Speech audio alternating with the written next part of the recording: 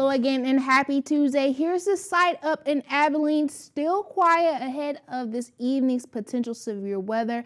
Breezy winds helping blow that camera around a bit. Temperatures today are closer to average for this time of year than we were on Thursday. 81 right now in San Angelo, way cooler up in Abilene. They're down to 73 degrees.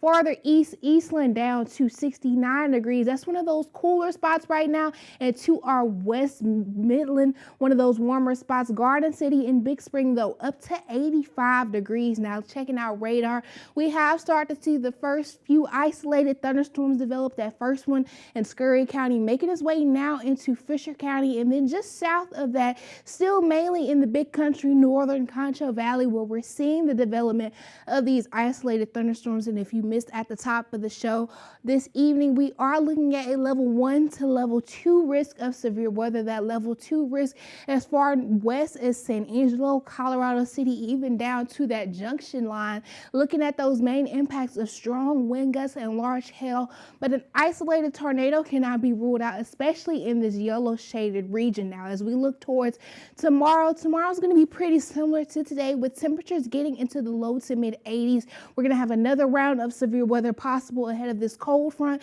that's going to briefly put us back into the 70s on Thursday, but by Friday, already inching towards that 90-degree mark ahead of the next cold front that'll move through early this weekend. Now, tomorrow's severe weather outlook looking to be just a tad bit stronger. We're seeing that level 1 risk right now, including the city of San Angelo, Abilene, and that level 2 risk. Comanche, though, starting to get into a level 3 enhanced risk.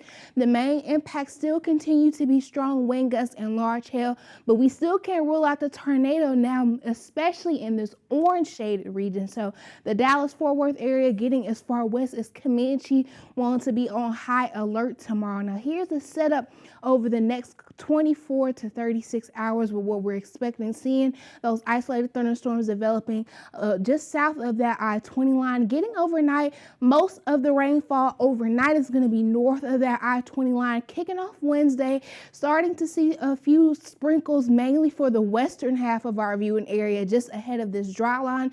But as that cold front starts to approach the area by lunchtime, that's when we'll start to see more activity forming further east. So getting between the Sonora up to Brady and Comanche line, just ahead of that cold front by dinner time, is where we'll likely see the heaviest line of storms this time tomorrow.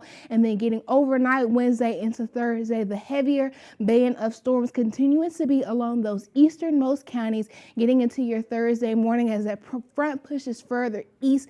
Going to see the rain starting to taper off, giving us partly cloudy to mostly sunny skies to kick off the day. Now, I'm going to leave you here with some tips as you prepare over the next several hours. First, make sure you have a plan. Have shelter. If that's not your own house, find a storm shelter or a friend to hang out with. When the thunder roars, go indoors. Make sure you have multiple ways to receive warnings. Make sure you know the difference between a watch and a warning, and don't get caught off guard, which if you're watching us now, you shouldn't get caught off guard. Now, behind all of that activity Thursday, like I said, looking to be a little drier, but we'll see some isolated rain chances return on Friday ahead of our next cold front going into the weekend on a dry note, but we'll likely see some more isolated rain chances this time next week. Back to you, Esmeralda.